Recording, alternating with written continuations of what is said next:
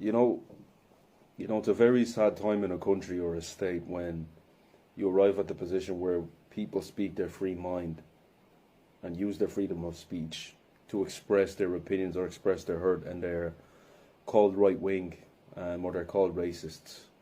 It's quite a tough time.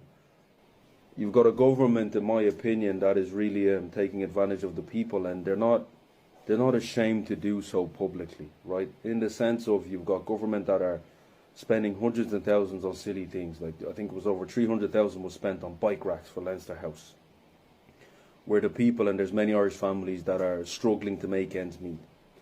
The best way to put it, there's many Irish families that don't even have a pot to piss in.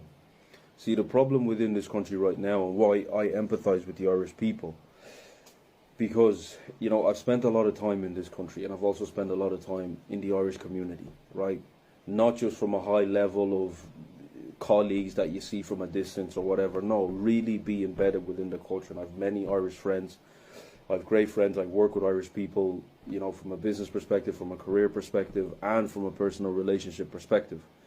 And when you have conversations with Irish people and you sit down and you listen to some of their concerns and some of the pains and why they're so disgruntled, it comes at a consequence of they're in a position where the working class is being oppressed, the working class is being taken advantage of, and that's something that's happened for a long time.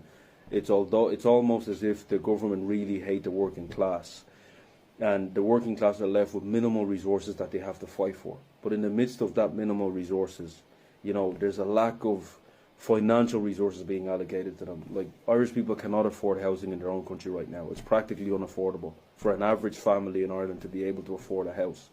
Young kids growing up now in Ireland and going to work and etc., they're not going to be able to afford a house for many, many years.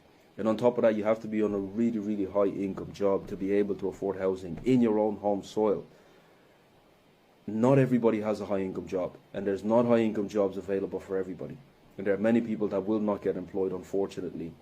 That is the reality of Irish people. To be in a position where they can afford housing in a couple of years, to be able to have enough to even save up for a deposit.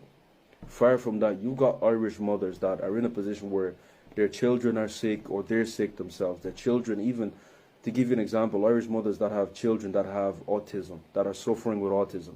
They're in a position where sometimes it's practically impossible to even get your child in a position where they're able to get an assessment.